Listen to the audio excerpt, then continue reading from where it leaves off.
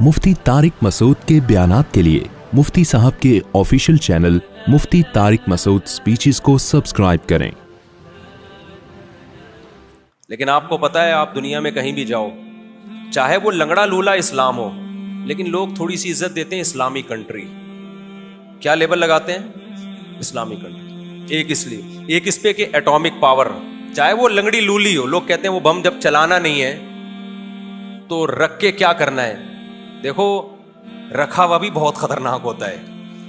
आपको पता होता है कि नहीं चलेगा, लेकिन फिर भी आप ये समझ रहे हो ना, जब पाकिस्तान की ऐसी हालत हो गई, अभी भी बम नहीं चला रहे, अगर ये बम से दस्तबरदार हो जाए ना, तो जितने अब हैं ना, इससे भी जाएंगे हम। कोई आपकी जेब में ग्रेनेड पड़ा हुआ हो और आप जा रहे हो, डाकू को पता है कि इसकी जेब में ग्रेनेड है, ये चलाएगा नहीं, लेकिन वो एहतियात इसी में करेगा कि यार इसको रहने दो। बहुत से ऐसे लोग हैं जिनकी जेब में ग्रेनेड नहीं है, उनसे निपटो पहले। होता है कि नहीं होता?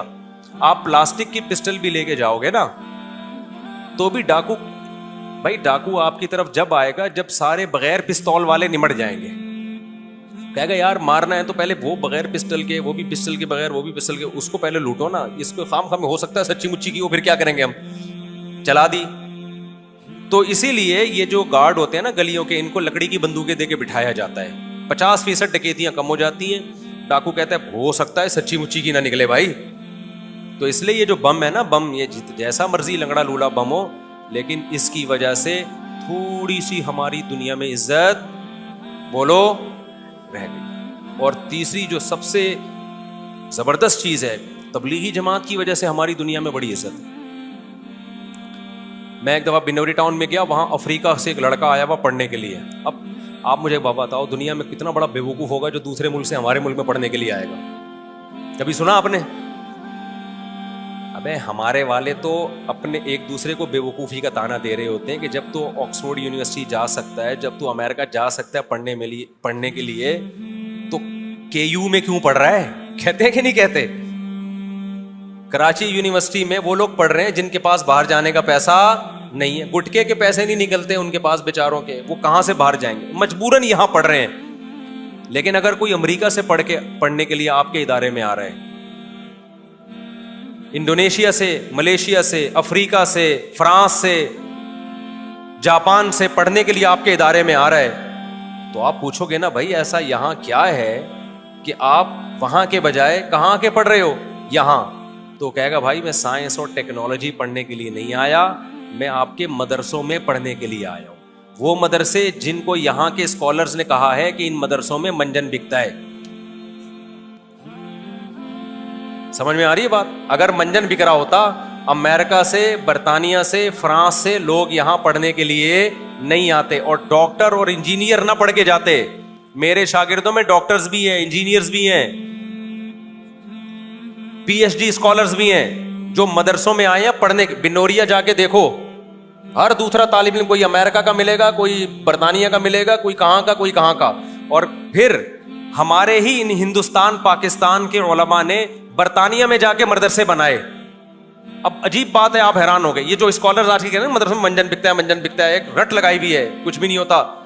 आप इन मदरसों की वैल्यू देखो क्या है। मैं फ्रांस गया हूं, जर्मनी गया हूं, वहां मैं मुफ्तियान किराम से मिला, मजहबी स्कॉलर से मिला। मैंने कहा आप कहां पढ़े हैं? कह रहे हैं बर्तानिया में पढ़कर आए हम। अरे बर्तानिया में? तुम मुफ्ती बनने बर्तानिया गए थे?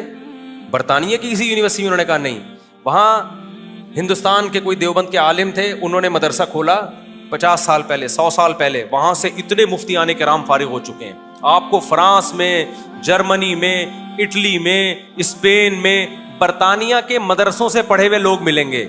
वो मदरसे नहीं जिनको गवर्नमेंट चला रही है, वो मदरसों को चला कौन रहा होगा? यहां कोई पाकिस्तानी या कोई इंडियन चला रहा होगा। अबे नहीं आई समझ में बात। लेकिन कमाल की बात है, ये मंजन ऐसा बेचा, जिनको लोग कहते हैं ना मंजन बेचते हैं मदरसों में, ऐसा मदरसे में मंजन बेचा कि फ्रांस से भी कोई आलिम बनने के लिए हमसे मंजन खरीदने आ रहा है। तो या तो ये मंजन नहीं है मेरे भाई, या आप मंजन बेच रहे हो। नहीं आई बात, मेरा ख्याल है। देखो इसकी मैं मिसाल देता हूँ ना। एक आदमी कह रहा है कि एक दवा है उसके पास, मेडिसिन है जो कैंसर के मरीजों को ठीक कर देती है। लोगों को तजर्बा, ऐसी कोई दवा है नहीं, ऐसा ना चले जाए कहीं। آپ نے دیکھا یار لوگ ٹھیک ہوتے جا رہے ہیں. دوسرا بندہ اٹھا, اس نے حسد میں آ کے کہا ابے بھائی یہ کینسر کے نام پہ منجن بیچ رہا ہے, منجن بیچ رہا ہے. سب نے بات اتنی سنی اور سارے اس کے گرد اکٹھے ہو گئے.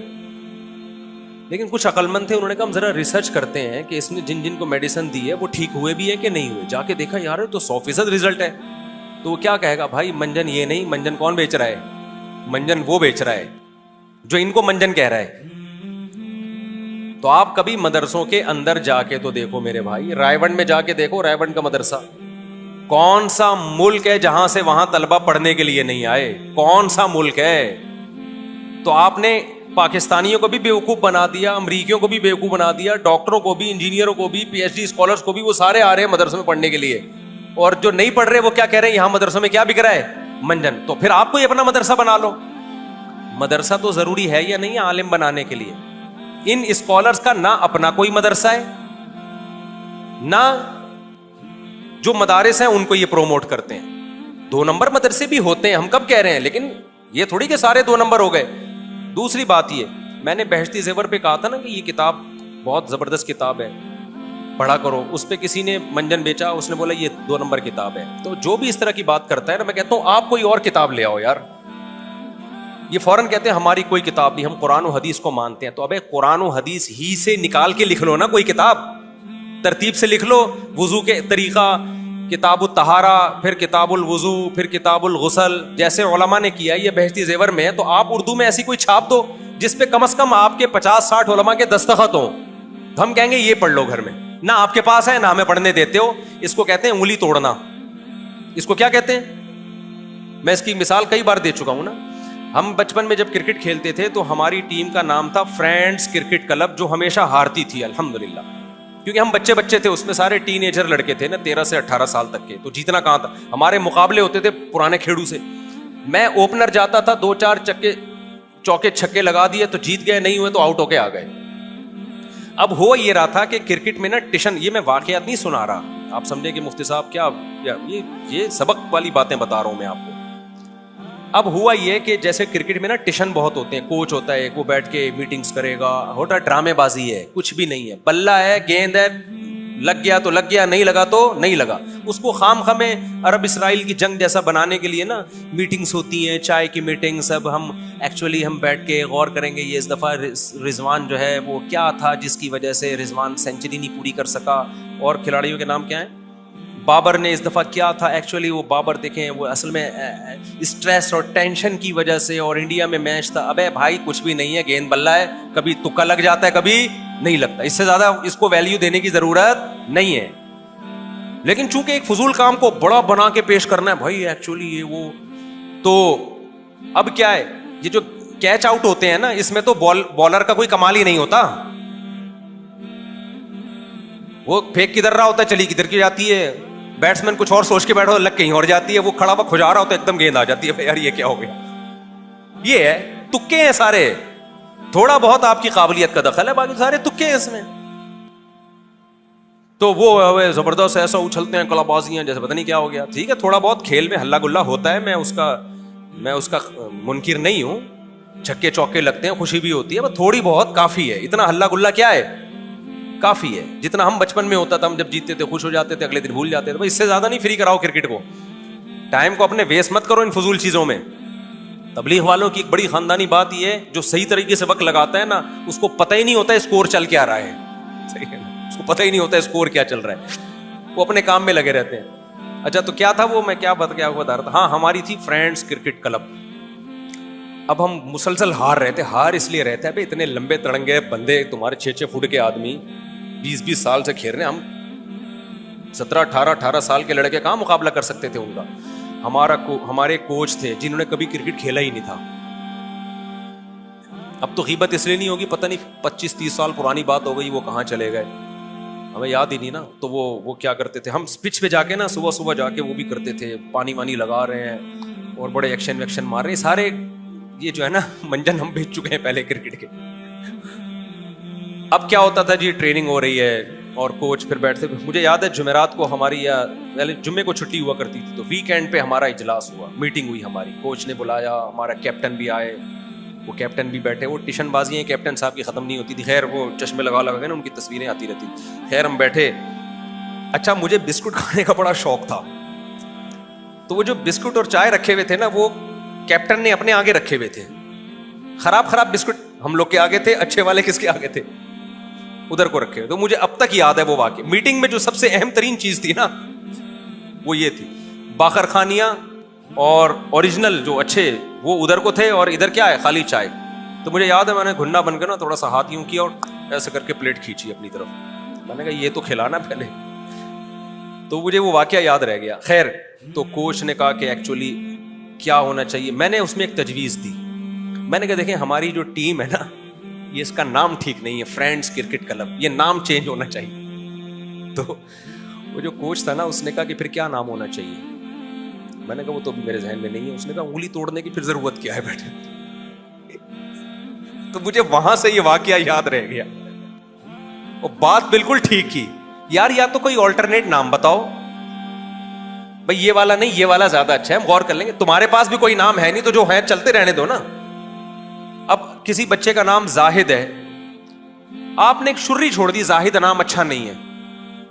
یا تو دلیل سے آپ ثابت کرو کہ زاہد میں یہ مطلب ہے, یہ مطلب ہے, یا تو وہ فرینڈز میں کرکٹ کلب نام میں کوئی غلط چیز تو کوئی بھی نہیں ہے نا, کوئی گالی تھوڑی ہے بھائی. دوستوں کی ایک ٹیم ہے تو کیا ہے اس میں. یا پھر آپ بتاؤ کہ پڑھنے میں یہ اس سے زیادہ اچھا لگ رہا ہے یہ والا. جب یہ بھی دلیل بھی نہیں ہے, اس کا کوئی آلٹرنیٹ بھی نہیں ہے, تو اس کا مطلب خالی کیا کرنا ہے, انگلی توڑ کے چلے جانا. تو وہ چونکہ میرے خلاف تھی, مجھے یاد رہ گیا ہمیشہ. تو آپ نے کہہ دیا زاہد نام اچھا نہیں ہے, تو کون سا اچھا ہے کہ یہ تو مجھے نہیں پتا. بیٹھے بیٹھے بلا وجہ کیا کر دیا, خام خواہ کے ایک اگلے کو کنفیوژن میں ڈال دیا. ایک عورت کو بول دیا آپ کا شوہر اچھا نہیں ہے وغیرہ, کیا خرابی ہے, لیکن خرابی تو میں بعد میں غور کر کے بتاؤں گا. مرد کو بول دیا تیری بیوی ٹھیک نہیں ہے. ابے کیا مسئلہ کیا ہے, ٹھیک نہیں ہے کہہ رہے بس. میں ایک دفعہ ایئرپورٹ پہ بیٹھا ہوا تھا, پرانی بات ہو گئی, ایک صاحب آئے میرے پاس, السلام علیکم. وعلیکم السلام. سیلفی علی کہہ رہے صاحب کچھ رپورٹس ہیں آپ کے بارے میں اور ذرا سنبھل کے رہیے گا. میں نے کہا بھائی کیا رپورٹس ہیں یار. کہہ رہے ہیں بس وہ کچھ رپورٹس ہیں. میں نے کہا آپ کون ہیں, کہاں ہیں. کہہ رہے ہیں میں کچھ خفیہ اداروں میں ہوتا ہوں, کچھ رپورٹس ہیں. میں نے کہا یا تو پھوڑ دے بھائی, کیا رپورٹس ہیں بلا وجہ چکر میں ڈالنے والی بات ہے نا. کیا ہے بھائی تو بتا تو صحیح. بس اپنا خیال رکھیے کہ چلا گیا. تو تھوڑی دیر تو میں نے کہا پتہ نہیں کس قسم کی رپورٹس کی, کوئی را کے ایجنٹ میرے پیچھے پڑے ہوئے ہیں, یا کوئی کیس کر دیا کسی نے میرے خلاف, یا کوئی سسرال نے کچھ اندر ہی اندر کچھ کر دیا ہے, کیا ہو گیا بھائی. تو جب رپورٹس ہونی چاہیے تھی اس وقت نہیں تھی, جب کی تھی تو پکڑا تو اس وقت جاتا ہے نا. اب تو بتا دیا ہم نے, ہم تو یہی رپورٹس میں گھومتا رہتا ہے ہمارا دماغ.